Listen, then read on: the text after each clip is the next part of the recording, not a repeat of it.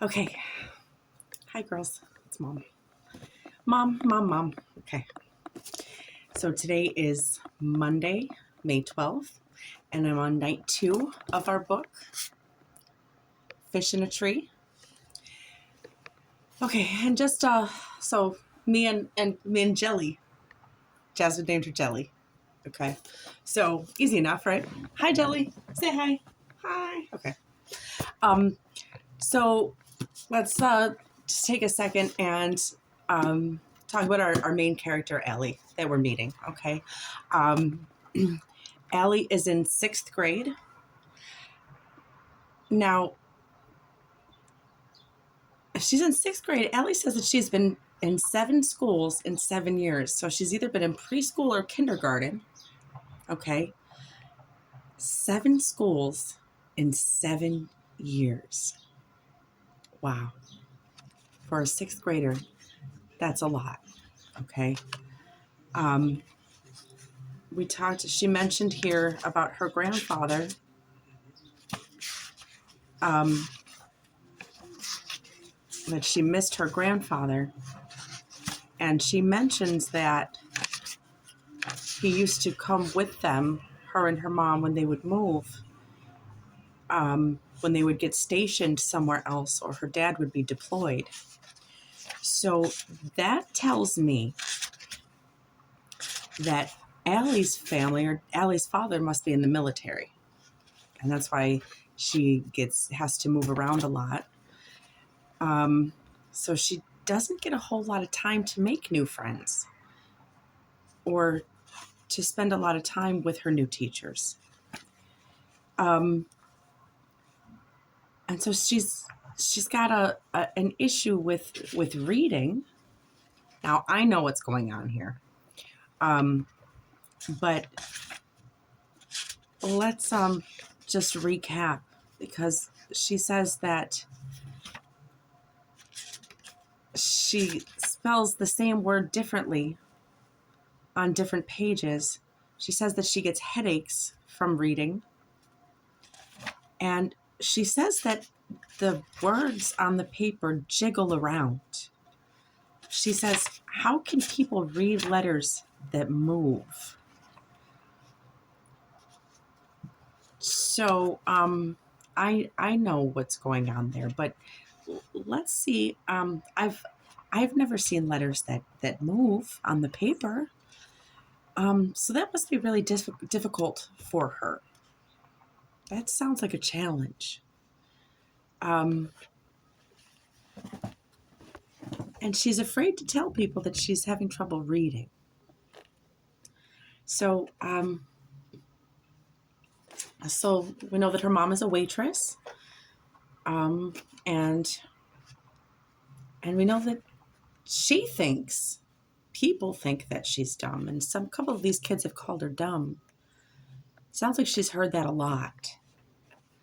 So let's see if we can learn a little bit more about Allie and what's going on with her. Okay, we're on chapter 5.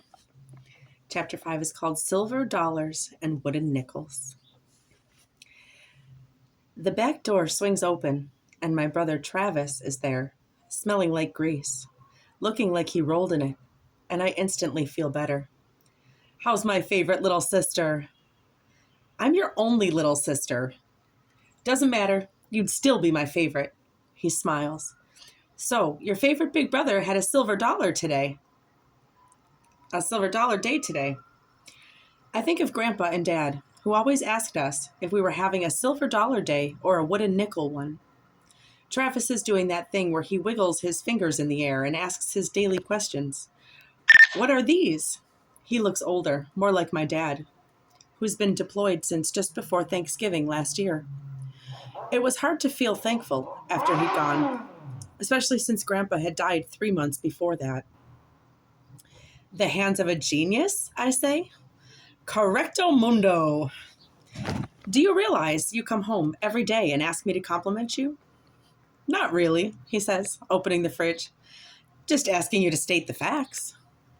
You are unbelievable. Exactly, he says, pointing at me. Guess what? I finished restoring an old Coke machine today.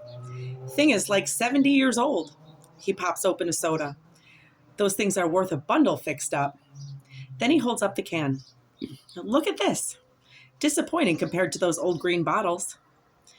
Travis must be happy. The happier he is, the more he goes on about things. And, he says, I picked up an old gumball machine, the kind that takes pennies. I'll sell it for 10 times what I paid for it. His voice drops and he takes a sip. I will have to throw some money and elbow grease at it first, though. He comes over like he's going to mess up my hair, but I block his dirty hands. No way, I laugh. Don't touch me. Aw, come on, Al. I've had a great day. And guess what? I almost have enough to buy those rolling tool cabinets. And someday, my big neon sign. He sweeps his hand through the air like he's showing me a row of mountains. Nickerson Restoration, my own place. My name, our name, is going to be in lights someday, Al. But then his voice deflates. I just have to get out of high school. We're like oil and water, school and me. I wish Mom would let me quit. She would kill you. Yeah, so would Dad. And being dead won't be good for my business. He smiles. Won't be long, though. I'm learning a ton at the garage. The boss is letting me do all kinds of different stuff. I smile. I'm going to buy a car soon, too. A classic. And a V6 at least. And then he's off, and I can still smell the grease after he's gone. I'm glad he had a silver dollar day. When my mom finally gets home, I've already microwaved my dinner, and I'm watching TV while I sketch pictures of a pet llama named Butch Cassidy. With a name like that, I give him a cowboy hat, a bandana, and a holster. But in the holster, he carries an ear of corn. When my mom comes home from work, she turns off the TV, and I can feel it coming. So, she says, when are we going to really talk about today? On my 95th birthday. Funny one. She shifts her weight. I'm trying to be patient, honey. I really am. But today was a party. How could you get into trouble at a party? I don't have to do anything. They all hate me, I blurt out. I doubt that. But can't you see why they'd be tired of your behavior? These shocking things you do and say to get laughs. She doesn't get it. Being funny when you don't mean to be is terrible. Having to laugh at yourself along with everyone else is humiliating. Oh, Allie, you're too smart for this. School is too important to joke about. I don't want you working long hours on your feet for a bunch of tips like me. I want more for you. You're so smart. Good at math. A gifted artist. Don't you think it's time to stop clowning around? I'm not that smart. You say that, but I'm not. Now, we know this isn't true. You could stand to work a little harder, though. I'm tired of this conversation.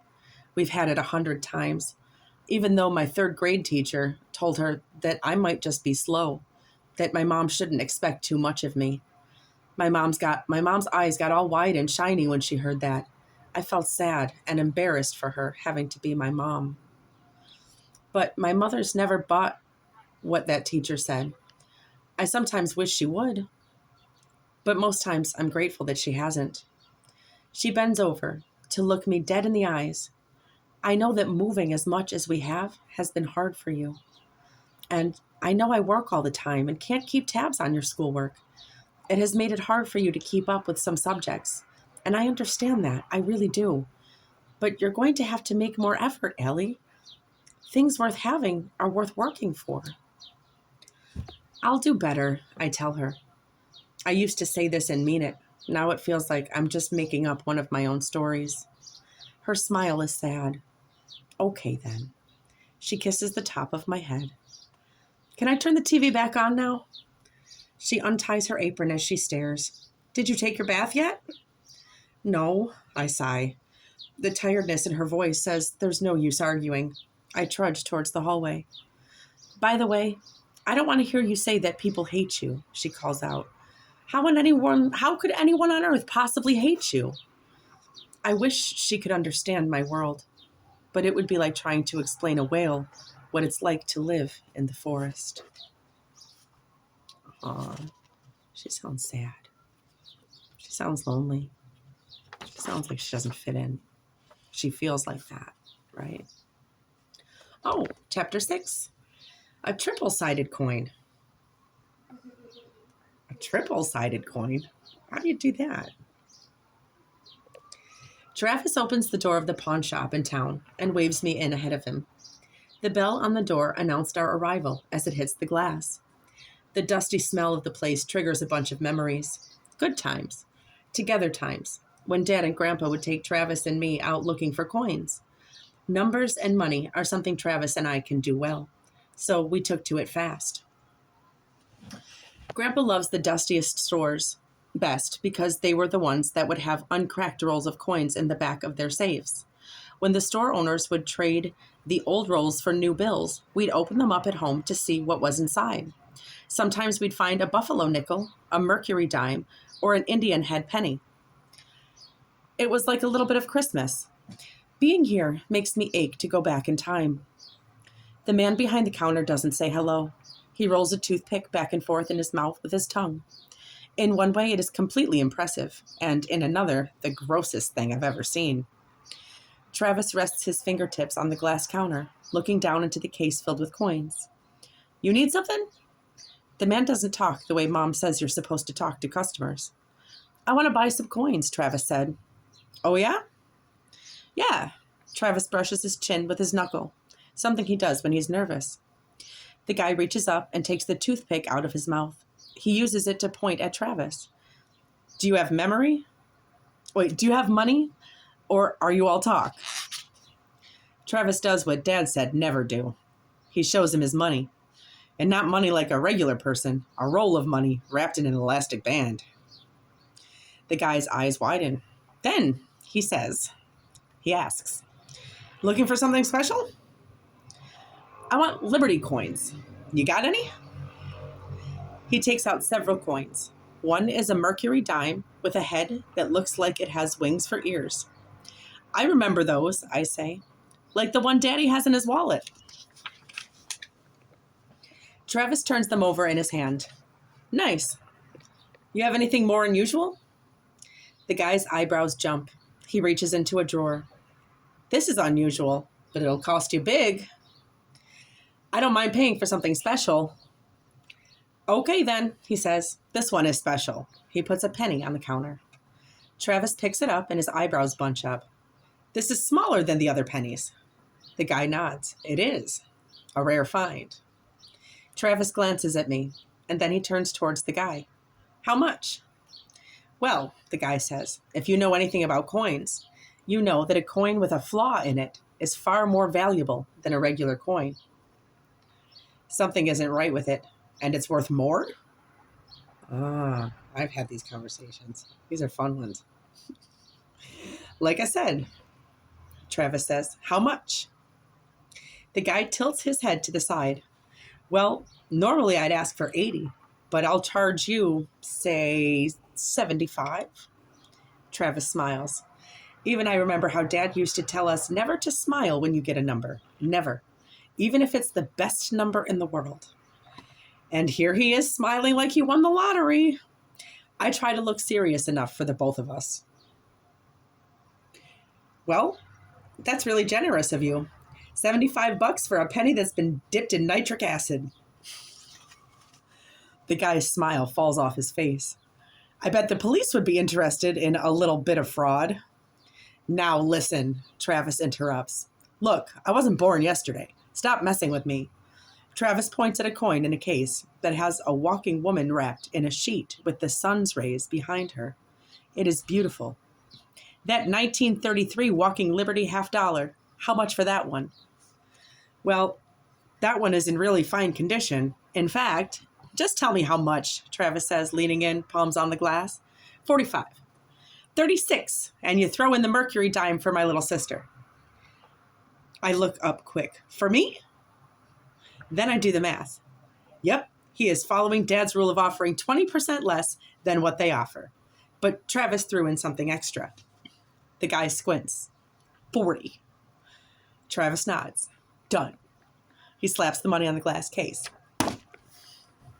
Outside the store, Travis holds the dime towards me. Oh, it's beautiful. I love it so much. Thank you, Travis. You're the best. He looks a little sad staring at the coin. You know, Grandpa was born in 1933. That's why I chose these coins.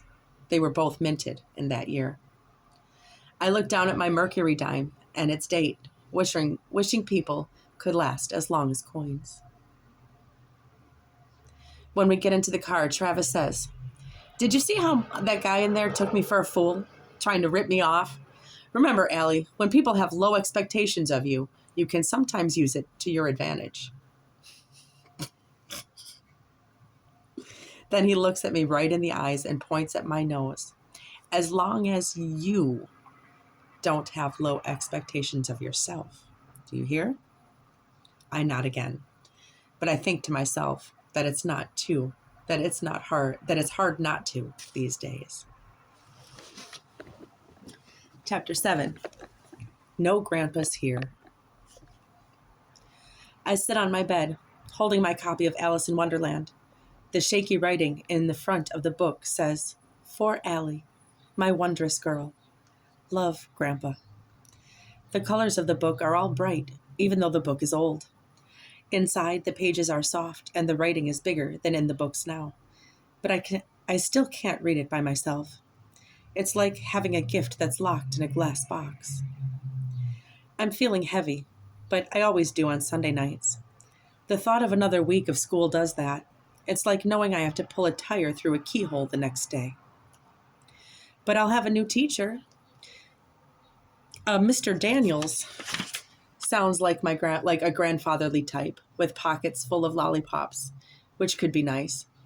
I'm hoping he'll spend a lot of time straightening his bow tie and telling us about the good old days and not giving us much work. But when I show up, I find that Mr. Daniels is no grandfather. He's younger than Mrs. Hall. He wears a dark jacket and a tie with colored circles on it. When I get closer, I realize they're planets. Most of the kids are gathered around him. I throw my stuff in the closet and walk over. He says, "My very excellent mother just served us nachos," and claims it is an easy way to memorize the planets in order from the sun. My very excellent mother just served us nachos. My very excellent mother just served us nachos. Okay. Oh, I just remember Vemschnupp. Okay. Albert, whose hair reminds me of a bird's nest, stands nearby. I feel bad for Pluto. Yeah, me too. I look over, and my eyes are pulled to the bruises on his arms. Pluto was a planet all those years, and then someone just decided it wasn't anymore? Too small? Too far away? Orbit? Not just right. "I don't really think Pluto cares, Albert," I mumble. He sits in his chair and says, "Well, I do." I feel bad for him. I want to ask him about the marks. He is big and clunky, but not fat, the kind of size where others would usually leave him alone. I pull out my chair and sit down. Okay, I tell myself. I'm going to do better. I'm going to work harder. That's all I need to do. I'm going to really concentrate this time, even though I know I've tried and that it doesn't work. Reading for me is like when I drop something and my fingers scramble to catch it, and just when I think I've got it, I don't. If trying to read helped, I'd be a genius. Mr. Daniels is in front of me. I hold my breath and lean back. He holds out his hand. "I'm Mr. Daniels. Nice to meet you," he says. Shay leans towards Jessica. I guess he doesn't know who he's talking to. As usual, most of her friends laugh. "Hey," Mr. Daniels says, turning to her. "That isn't cool. We don't do that in here." Which wipes the smile off Shay's face. Then he turns back to me. "What's your name?" "Allie Nickerson," I answered, so softly that even I can barely hear myself. "Well, are you going to shake my hand, Allie Nickerson?" he asks. "I don't bite on Mondays." Great, just what I need. A funny guy for a teacher. I take his hand, but only for a second. My mind is already spinning off, wondering what terrible things Mrs. Silver has told him. The plans they've made for me. I see myself wrapped in rope and lying on the train tracks, just like in Grandpa's old black and white silent movies. "Okay, fantastico. Take your seats," he calls. Time to set the world on fire. Everyone scrambles to their seats, but I'm still lying on the imaginary train tracks, all tied up and watching the engine come around the corner.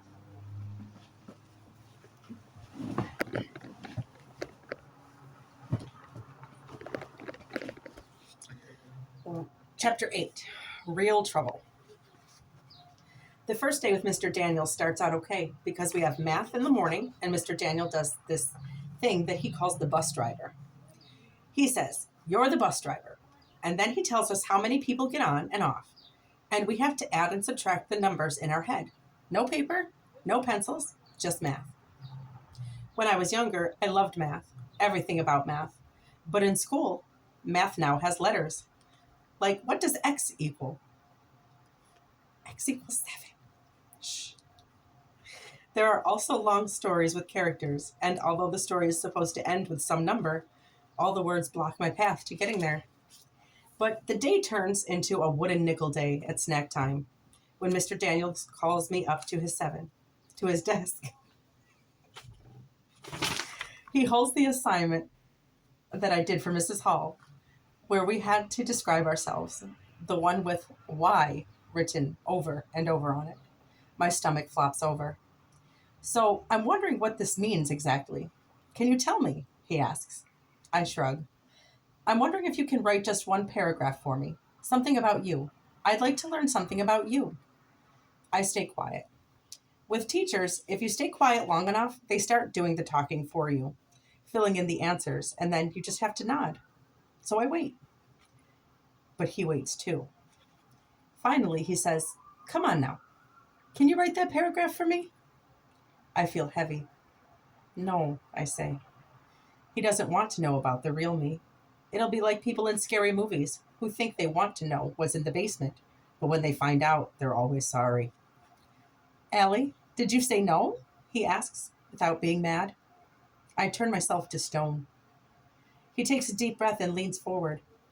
"So, is it writing you don't like?" I think about saying no, except it could cause me trouble later. Like the chess games in Grandpa's Alice in Wonderland book. You have to be super sure before you make a final move. But I figure Mr. Daniels probably already knows this about me, so I nod.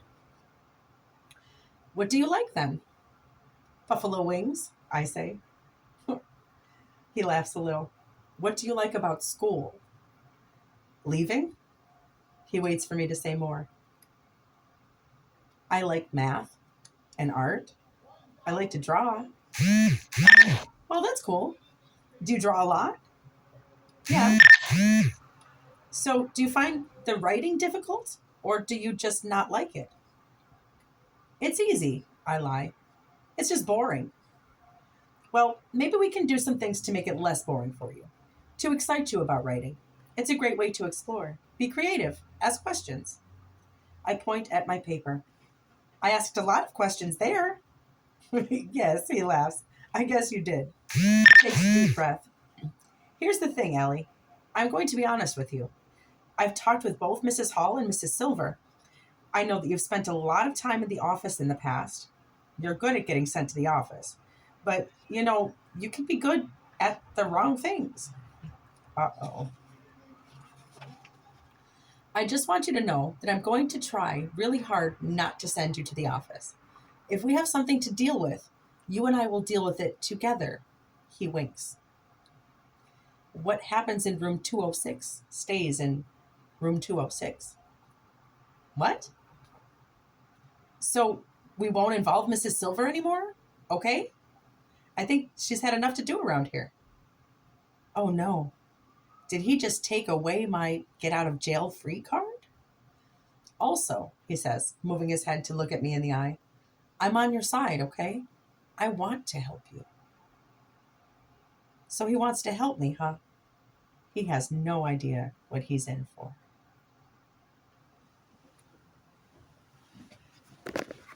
And we'll leave that there for tonight.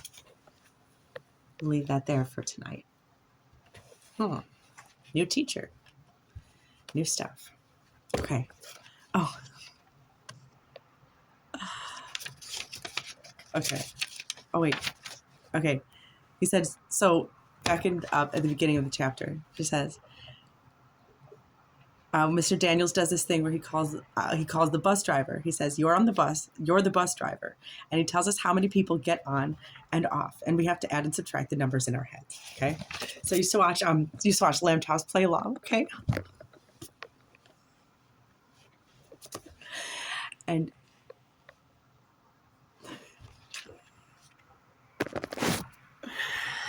so you're driving bus. The first stop, 5 people get on. The second stop, 2 people get off. The third stop, 7 people get on.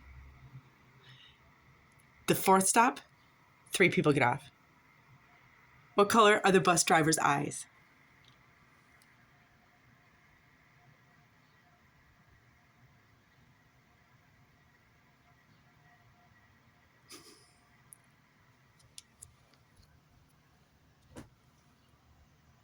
What color are your eyes, silly? You're driving the bus. You are driving the bus. What color are your eyes? Good night.